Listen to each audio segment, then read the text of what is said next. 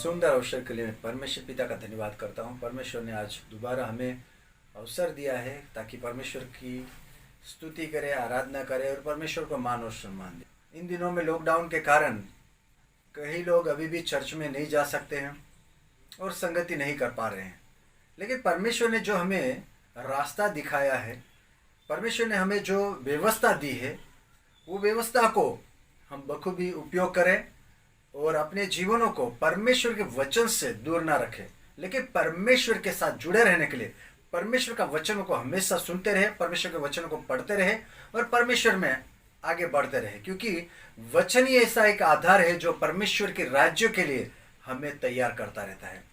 देखिए, अगर आप एक हफ्ते अगर परमेश्वर का आराधना करने चर्च में नहीं जाते हो और वचनों को नहीं सुनते हो, तो आपके जीवन में कई बातों में चेंजिंग आ जाता है, कहीं रीति से हम बदल जाते हैं, क्योंकि वचन जो है हमें स्थिर रखता है। इसलिए परमेश्वर का वचन प्रेरितों के काम में हम देखते हैं कि कलीसिया के लोग इकट्ठा होते रहते थे। हमेशा क्या करते थे, वो आपस में एक दूसरे को वचनों से प्रोत्साहन देने के लिए या वचन सीख करके आगे बढ़ने के लिए एक दूसरे से मिलते रहते थे और संगति करते रहते थे। वैसे ही इन दिनों में हमें भी संगति में बने रहना है और परमेश्वर की स्तुति और आराधना में हमेशा बने रहना है। चलो, वचन में जाने से पहले हम लोग अपनी आंखों को बंद करेंगे और प्रार्थना में जुड़ेंगे। अनुग्रहकारी परमेश्वर खुदावन यीशु मसीह के नाम में हम आपकी स्तुति और तारीफ करते हैं। आप महान परमेश्वर हो, आप दयालु और करुणादि परमेश्वर है। आपकी दया के कारण हम प्रभु जी आज भी जीवित है और आपके वचनों को सीखने के लिए, वचनों को पढ़ने के लिए प्रभु हम जब जा रहे हैं परमेश्वर पिता, हम चाहते हैं अपने छेदियों हाथों को बढ़ा करके पवित्र आत्मा से हमें भर दे। Please mighty God name of Jesus, नाजर यीशु के नाम में हम आपसे विनती करते हैं, आप मदद करें प्रभु जी। कई लोग आज इस अवसर को खो देते हैं, लेकिन परमेश्वर पिता हम चाहते हैं हर एक व्यक्ति तक ये वचन पहुंचने पाए, हर एक जीवन को वो प्रभु जी वचन की जरूरत है। वो परमेश्वर पिता वो नाश से बचने के लिए हम उनके लिए प्रभु आपसे विनती करते हैं कि आप मदद करें। आदर सम्मान आप ही को देते हुए खुदावन मसीह यीशु के नाम से हम मांगते हैं, आमीन आमीन। मैं परमेश्वर पिता का धन्यवाद करता हूँ। आज परमेश्वर ने मुझसे कई बातें की हैं, वो बातों को मैं आपके सामने रखना चाहता हूँ कि हम लोग परमेश्वर की आराधना करते हैं, परमेश्वर की स्तुति और तारीफ करते रहते हैं। कई बार हम भूल जाते हैं कि हमें क्यों आराधना करना है और हमारी जो आराधना की विषय बदल जाती है। हम अपनी जरूरतों को लेकर के परमेश्वर के सामने जाते हैं और उसी विषय में प्रार्थना करते रहते हैं हमारे अपनी जरूरतों के लिए। लेकिन परमेश्वर का वचन कहता है स्वर्ग की राज्यों की खोज करो, तुम्हें जगत की हर चीज मिल जाएगी। लेकिन वो बातों को हम भूल जाते हैं। क्यों यीशु मसीह ने ये वचन को हमारे बीच में रखा है कि स्वर्ग की बातों की खोज करो। देखिए, हम पढ़ना चाहते हैं कि जो लोग स्वर्ग की बातों को खोज करते हैं, जो लोग परमेश्वर के राज्य की खोज करते हैं, वही लोग स्वर्ग राज्य में जा सकते हैं। उनको भरमाने वाला शैतान, देखिए, उनको भरमाने वाला शैतान आग और गंधक की उस झील में, आग और गंधक की उस झील में, जिसमें वह पशु और झूठा भविष्यवक्ता भी होगा, वहां पर जो पशु यानी कि शैतान और जो झूठा भविष्य वक्ता भी होगा, डाल दिया जाएगा और वे रात दिन युगान युग पीड़ा में तड़पते रहेंगे। और वे लोग युगान युग रात दिन वो आग की पीड़ा में वो जलते रहेंगे, वो पीड़ित रहेंगे, कभी भी उनको शांति नहीं मिलेगी। लिखा है युगान युग तक वो लोग उस अग्नि रूपी जो गंधक है, वो जो हमेशा जलाने वाली चीज है, वो गंधक जैसे सोदोम और गमोरा को नष्ट कर दिया, वहां पर कोई उपज नहीं मिल सकती और आज भी वहां बंजर जमीन हो गई है, वैसे वहां पर कोई भी उन्नति नहीं है। वहां पर हमेशा जलना ही है, वहां पर डाल दिया जाएगा, वो जगह में हमेशा के लिए डाल दिया जाएगा। किसको? जो लोग स्वर्ग राज्य के लायक नहीं है। तो कौन होगा जो स्वर्ग राज्य के लायक है? आगे पढ़ते हैं। फिर मैंने एक बड़ा श्वेत सिंहासन, देखो, फिर मैंने एक बड़ा श्वेत सिंहासन और उसको जो उस पर बैठा हुआ है, देखो, उसके सामने से पृथ्वी और आकाश भाग गए, उसके सामने से पृथ्वी और आकाश भाग गए, और उनके लिए जगह न मिली। और उनके लिए जगह न मिली। किनके लिए? जो भागे उनके लिए जगह न मिली। क्यों? आगे पढ़े। फिर मैंने छोटे बड़े सब में मरे हुओं का सिंहासन के सामने हाँ खड़े हुए देखा, हाँ और पुस्तकें खोली गई। हाँ, देखिए यूहन्ना क्या कहता है कि कहीं लोगों को मैंने देखा मरे हुए, और लिखा है कि यूहन्ना ने दर्शन में देखा है कि पुस्तकें खोली गई, और फिर एक और पुस्तक खोली गई, हाँ, अर्थात जीवन की पुस्तक। देखिए जीवन की पुस्तक को भी खोला गया है। कहीं पुस्तकें खोली गई, उसके साथ में एक जीवन की पुस्तक भी है, वो जो खोली गई है। हाँ, और जैसा उन पुस्तकों में लिखा हुआ था, हाँ, वैसे ही उनके कामों के अनुसार हाँ, मरे हुओं का न्याय किया गया। हालेलुया। देखिए जो लोग परमेश्वर का भय रखते थे, उसके कारण उनके जीवन में पाप नहीं था, उनके कर्म अच्छे थे, उनका व्यवहार अच्छा था, उनके जीवन में लोभ लालच ऐसा कुछ भी नहीं था, और उनके काम जो थे अच्छे और भले थे, वो कामों को लिखा गया था। जो बुरा काम करने वाले लोग थे उनके विषय में ऐसे लिखा है, पुस्तकें भी थी, लेकिन उसमें से पढ़ा नहीं है। किस में से पढ़ा है? एक पुस्तक ली गई, उसमें जीवन की पुस्तक है। जो लोग हमेशा के लिए जीने वाले हैं, हमेशा के स्वर्ग राज्यों को पाने वाले हैं, वही लोगों के विषय में उस पुस्तक में लिखा गया है। और उस पुस्तक में क्या लिखा है कि भले और अच्छे कामों के विषय में लिखा है। आगे पढ़े। वैसे ही उनके कामों के अनुसार, वैसे उनके कामों के अनुसार मरे हुओं का न्याय किया गया। मरे हुओं का न्याय किया गया कि कौन स्वर्ग में रह सकता है और कौन हमेशा की अग्नि गंधक में, नरक में डाला जा सकता है हमेशा के लिए। वो कभी भी वहां से वापस नहीं आ सकता है। जो स्वर्ग में रहेगा वो भी हमेशा के लिए स्वर्ग में रहेगा, क्योंकि वो परमेश्वर के कामों को उसने बखूबी किया है, परमेश्वर की इच्छाओं को पूरा किया है, परमेश्वर की मर्जी को पूरा किया है, और परमेश्वर के वचन के आधार पर अपने जीवनों को बिताया है और लोगों की भलाई ही सोची है। देखिए हम पढ़ना चाहते हैं लूका की अंजील, उसका 12 का 33 पद को पढ़ेंगे। लूका की अंजील 12 का 33 पद।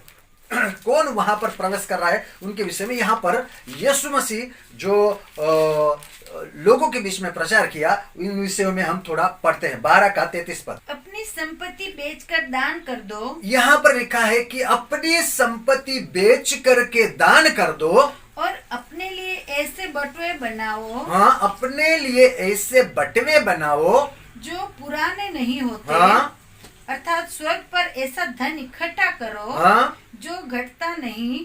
हालेलुया। यहाँ पर यीशु मसीह बता रहा है अपने लिए ऐसे बटवे तैयार करो।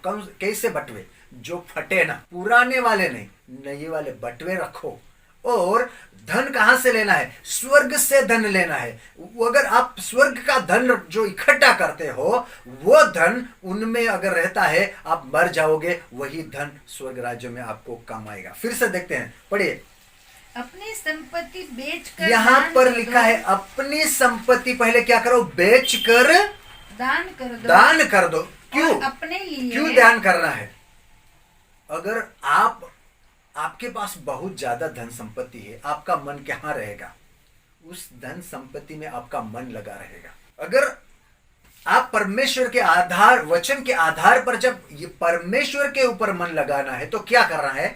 आगे पढ़ते हैं, देखिए। अपने लिए ऐसे बटवे बनाओ। ऐसे बटवे बनाओ जो पुराने नहीं होते। पुराने नहीं होते, वो कभी भी पुराना नहीं होगा। जो परमेश्वर का वचन में से लिखा है कि परमेश्वर का वचन हमेशा क्या करता है? नई बातों को सिखाता है, नई बातों को सिखाता है। और परमेश्वर का वचन पौलुस ऐसे लिखता है कि मैं परमेश्वर में क्या होता हूं? हर दिन नया बनते जाता हूं। हमें क्या करना है? परमेश्वर में नए बनते जाना है और नई बातों को हमारे अंदर लेना है। हमारे अंदर ऐसा बटवा तैयार करना है, ऐसा पर्श तैयार करना है कि जिनमें नई नई बातें आएंगी। कहां की बातें? कहां की बातें? उसके विषय में पढ़े। अर्थात स्वर्ग पर ऐसा धन इकट्ठा हाँ, करो अर्थात स्वर्ग में ऐसा धन इकट्ठा करो जो घटता नहीं हाँ और जिसके निकट चोर नहीं जाता हाँ, जिसके निकट चोर नहीं जाता और कभी और वो खत्म कीड़ा- नहीं होता, और घटता कीड़ा नहीं नहीं लगता और उसमें कोई कीड़े- भी कीड़ा, जैसे हम देखते हैं कि हम कोई भी चीज अगर कहीं रख दे तो वहां पर ऐसे ही पड़ा रहेगा तो क्या होगा उसमें लगेगा। कीड़े लग जाएंगे, हैं? उसमें कीड़े लग जाते हैं और वो चीज क्या होती है, धीरे धीरे नष्ट हो जाती है। लेकिन हमें बटवा बनाना है, कहां पर बनाना है, वो भी स्वर्ग में बनाना है। और लिखा है कि स्वर्ग में ऐसा धन इकट्ठा करो जिसे चोर नहीं चुरा सकता। इसलिए परमेश्वर का वचन यीशु मसीह ने सिखाए लोगों को कि आप जगत में है, जगत की बातों में मत मन लगाओ। किन बातों में मन लगाओ, स्वर्ग की बातों में मन लगाओ। हर दिन स्वर्ग के बारे में कुछ नया सीखने की तमन्ना रखो, आशा रखो, ताकि आपके जीवन में नई नई अनुग्रह और आशीष आती रहे। आपकी प्रार्थना के जरिए, आपकी आराधना के जरिए परमेश्वर वो सब बातें देगा, क्योंकि यीशु मसीह ने कहा था मेरे नाम से पिता से मांगो तुम्हें वो जरूर पवित्र आत्मा देगा। हालेलुया। तो जब हम परमेश्वर से यीशु मसीह के नाम में मांगते हैं, हमारा स्वर्ग राज्य में धन इकट्ठा होता है। धन इकट्ठा करने की जो बातें हैं वो परमेश्वर का वचन में से हमें सीखने को मिलता है। हम जगत की धन के बारे में नहीं बताते। बाइबल यहां पर स्पष्ट करता है, पहले ही बोल दिया, आप क्या करो, अपनी संपत्ति बेच दो और दूसरों को दे दो। हालेलुया। और कौन सा धन को इकट्ठा करना है, स्वर्ग के धन को इकट्ठा करना है। और क्या करना है, उसके लिए बटवा तैयार करना है, अपने आत्मिक जीवन को तैयार करना है। दाऊद कहता है मेरे आंसू को परमेश्वर स्वर्ग में क्या करता है, कुप्पी में भर के रखता है, प्याले में भर के रखता है। मेरा एक एक आंसू परमेश्वर क्या करता है, स्वर्ग में अपने प्याले में भर करके रखता है। वो परमेश्वर आपके आंसू का भी हिसाब आपको देगा, आपकी प्रार्थना का एक एक जवाब वो देगा। आपके किसी के ऊपर दया करने का जो भाव है उसके कारण उसका भी बदला वो परमेश्वर देगा। जो जीवन का पुस्तक निकाला है उसमें आपकी भलाई की बातें सब लिखी हुई है। आप स्वर्ग राज्य के लायक हैं तो क्या क्या बातें आपने की है। हम लोग क्या करते हैं, जगत के अंदर धन कमा करके अपना बैंक बैलेंस बढ़ाते रहते हैं। वैसे ही स्वर्ग में भी अपना बैंक बैलेंस बढ़ाना है, आत्मिक बैलेंस जो कहा जाता है, उसके लिए बटवा तैयार करके स्वर्ग में हमें आत्मिक धन को बढ़ाना है, ताकि वो जो धन है वो कोई चुरा नहीं सकता, कभी भी वो नष्ट नहीं हो सकता। ऐसा धन हम अनंत जीवन के लिए उनको हम पा सके। देखिए आगे पढ़ते हैं, क्योंकि जहाँ तुम्हारा धन है, लिखा है जहां तुम्हारा धन है वहाँ तुम्हारा मन भी लगा रहेगा। वहां तुम्हारा मन भी लगा रहेगा। अगर आपके पास स्वर्गीय धन है, स्वर्ग का धन आपके पास है, स्वर्ग की बातें आपके पास है, स्वर्ग का आशीष आपके पास है, स्वर्ग की गवाही आपके पास है, आप क्या करोगे, वो उस खुदा को आप हमेशा क्या करोगे, धन्यवाद देते रहोगे, उनसे अपना मन लगाए रखोगे। अगर जगत का धन आपके पास ज्यादा है, वो आपको सोने नहीं देगा, वो हमेशा कुछ न कुछ नई बातों को सिखाता रहेगा और आपका धन परमेश्वर से आपको दूर रखेगा। आप किसके साथ में जुड़े रहोगे, जगत के धन में अपना मन लगाए रखोगे। इसलिए स्वर्ग के धन को इकट्ठा करो ताकि आप क्या हो जाओगे, उससे जुड़े रहोगे। परंतु डरपोको, यहां पर लिखा है, देखिए यह वचन इसलिए लिखा गया है, कहीं लोग परमेश्वर के राज्य की बातों को छोड़ करके जगत की बातों में मन लगाते हैं। वो डरते हैं कि मेरा कल क्या होगा, मेरी जरूरतों को कौन पूरा करेगा। लेकिन मैं परमेश्वर का धन्यवाद करता हूं, जो कोई व्यक्ति उस पर विश्वास रखता है उनके जीवन में कोई भी अच्छी बात की कमी होने नहीं देता है। यहां पर लिखा है ओ डरपोको और अविश्वासियों, जो विश्वास रखेगा वो सही में परमेश्वर के वचन के ऊपर ही विश्वास करके चलेगा, वो जगत की बातों में मन नहीं लगाएगा। हाँ, अविश्वासियों और घिनौनो, हाँ, अविश्वासी और घिनौनो और हत्यारों और व्यभिचारियों और टोना और मूर्ति पूजकों, टोना करने वाले और मूर्ति पूजकों और सब झूठों का भाग उस झील में मिलेगा। सब झूठ करने वाले लोगों का भाग उस नरक की अग्नि में मिलेगा, जो आग और गंधक से जलती रहती जो है। आग और गंधक से हमेशा के लिए जलती रहती है। यह दूसरी मृत्यु वो है। दूसरी मृत्यु है। यह परमेश्वर का वचन हमें स्पष्ट करता है। हमें क्या करना है? हमें इस जगत की बातों को छोड़ना है, जगत के हर काम को छोड़ना है, हमें स्वर्ग की बातों को मन लगाना है। इसलिए यीशु मसीह कहता है, जो मेरी आज्ञा को मानता है और उसे फॉलो करता है, उसके ऊपर परमेश्वर की कृपा रहती है, उस पर पिता प्रसन्न रहता है। यीशु मसीह कहता है, जो मेरी आज्ञा को मानते हैं और उसको क्या करते हैं, अपने जीवन में लागू करते हैं, उन पर मेरा पिता क्या करता है, हमेशा खुश रहता है। हमें अगर परमेश्वर की राज्यों की बातों को पाना है तो हमें क्या करना पड़ेगा? यीशु मसीह के वचनों के ऊपर विश्वास करके, यीशु मसीह की बातों को अपने जीवन में रख करके उसके वचन के आधार पर चलना पड़ेगा। गलाती की पत्री में देखते हैं, यहां पर पौलुस कलीसिया को क्या बताता है। 5 का 19 पद को पढ़ेंगे। गलाती की पत्री 5 का 19 पद से लेकर के पढ़ेंगे।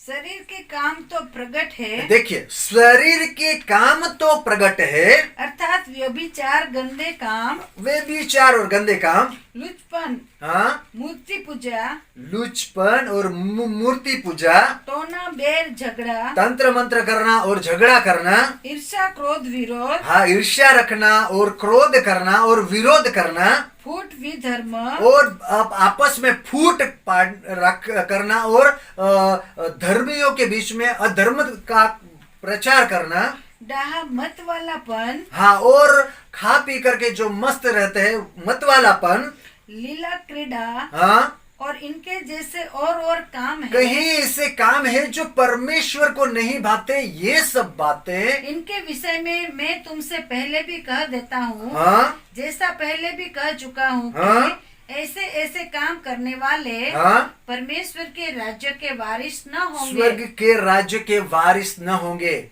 जो कहीं पुस्तकें थी उनमें इनका नाम रहेगा, जो एक जीवन की पुस्तक है उसमें उसका नाम नहीं रहेगा। जो लोग ऐसा काम करते हैं वो लोगों को परमेश्वर के राज्य में कोई भी स्थान नहीं रहेगा। वो लोग कहाँ रहेंगे?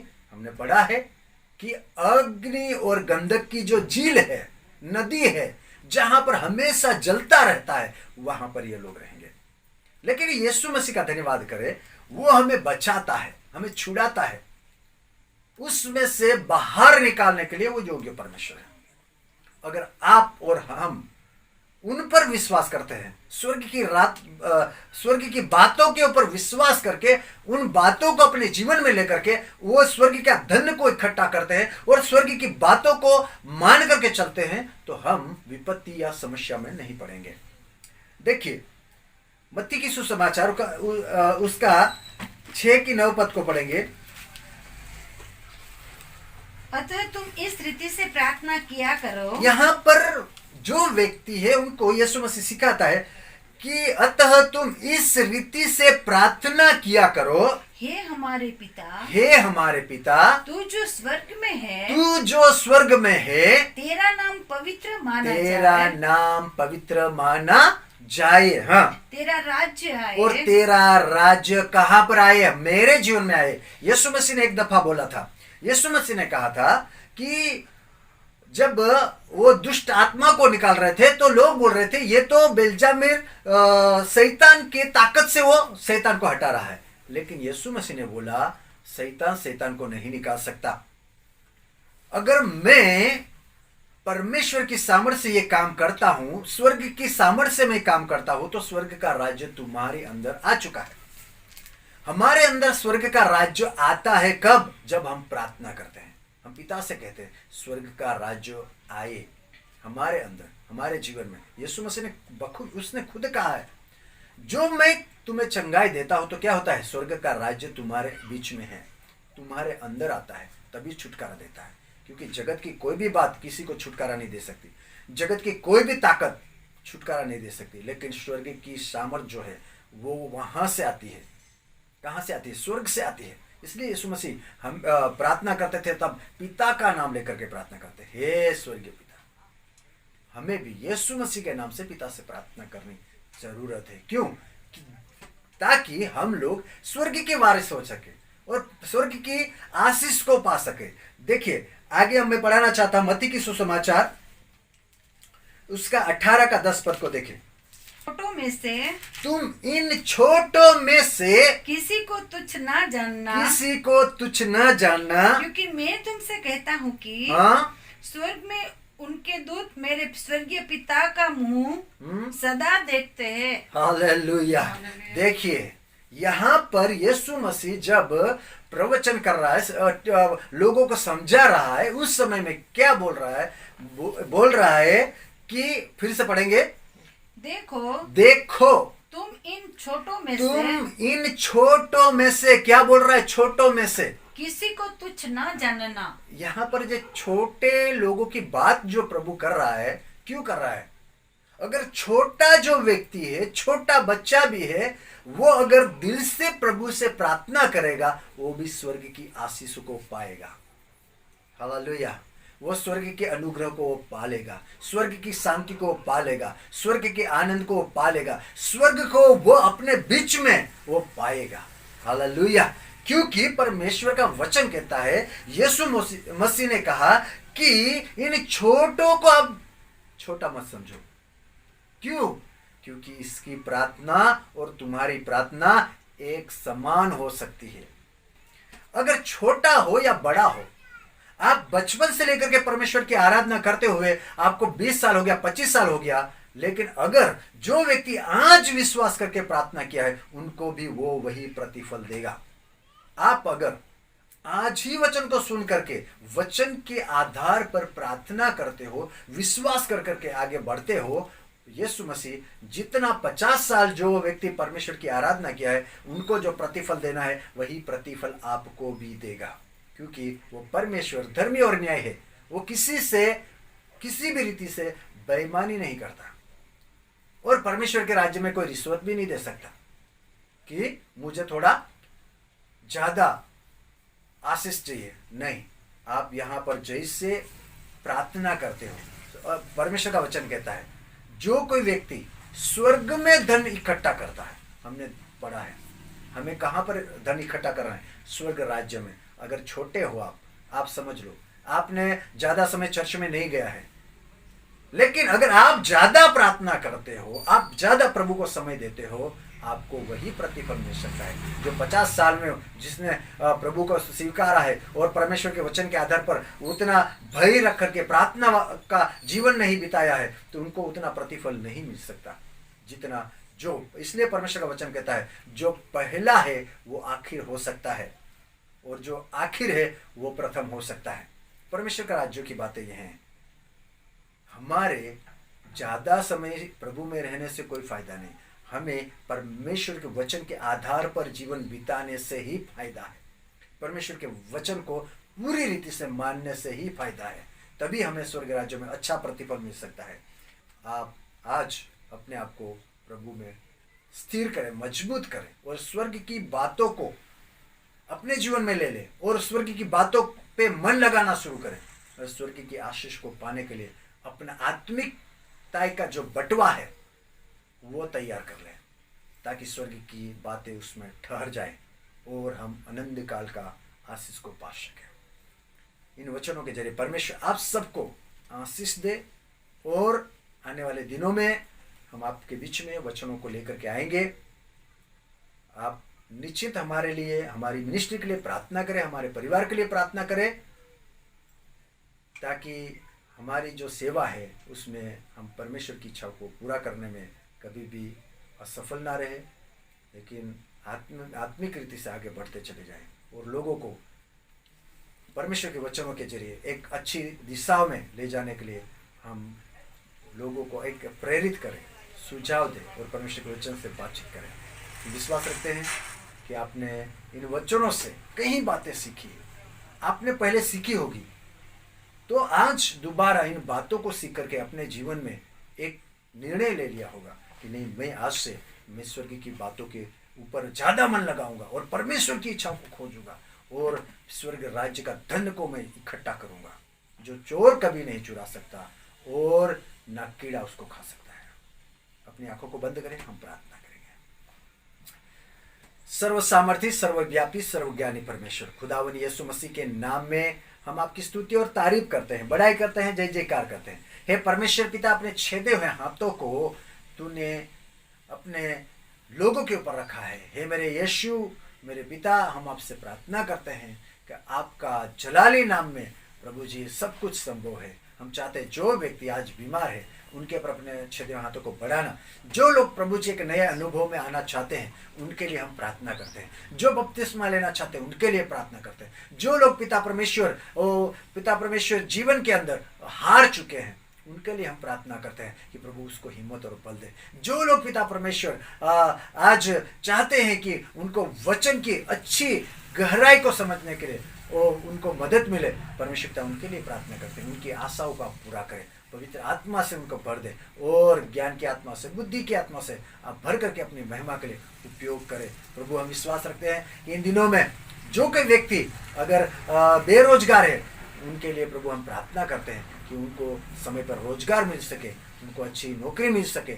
जो बच्चे पढ़ रहे उनको पढ़ाई में जो रुकावट आ रही है उन व्यवस्थाओं को पूरा करने के लिए परमेश्वर आप मदद करें। जिनको बदली की जरूरत है उनके लिए प्रार्थना करते हैं, उनको भी प्रभु जी समय पर बदली मिल सके। और प्रभु जो लोग आज महामारी के कारण भय में है, डर में है, उनको सुरक्षा और प्रभु तंदुरुस्ती बख्शे। आपका महिमा के लिए सबको आपके लोगों के सामर्थ्य में कवर करता हूँ। आदर सम्मान आप ही को मिलने के लिए मैं कृपा मांगता हूँ। यीशु मसीह के नाम से मैं मांगता हूँ, आमीन आमीन। हमारी चैनल को आप सब्सक्राइब करें और लाइक करें और बेल आइकन को भी दबाएं, लोगों को शेयर करें ताकि लोग और भी परमेश्वर की वचनों को सुन करके उनके जीवनों को बदल सकें। आमीन।